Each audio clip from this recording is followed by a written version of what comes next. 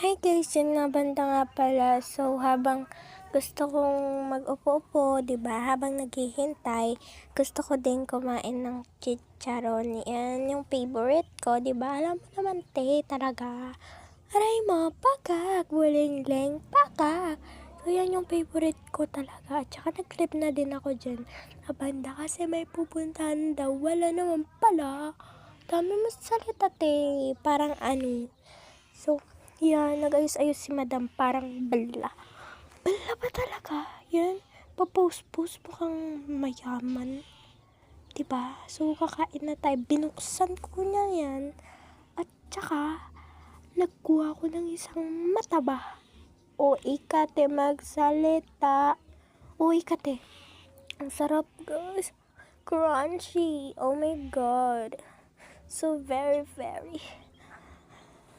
Bahala na dyan, basta ang voiceover ko maganda. Ano ka? Oh, patingin.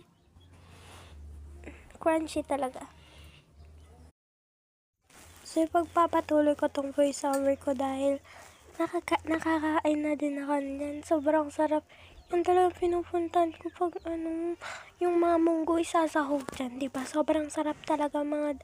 So, gusto ko yan.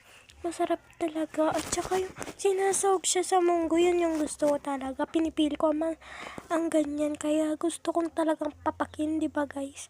Alam nyo naman, minsan may pagkaano ako.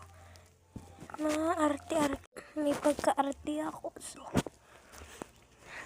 yan o, nagbilang-bilang pa si madam parang ano. So, 11 years old na pala ako. So, nagbilang ako ka dyan. Nabanda kasi di ko matandaan. So, 11 years old ako. Grade 6 po ako.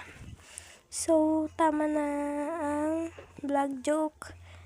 So, sana madaming mag-follow sa akin. Pag di kayo nag-follow, stop ko na tong pag-vlog ko. Diba, gusto ko talaga kasi ng suporta nyo. Sa puso nyo yan. Kayo bahala kung gusto nyo. Diba, gusto ko talaga na sa puso nyo na kayo yung magdi-decision kung ifa-follow nyo.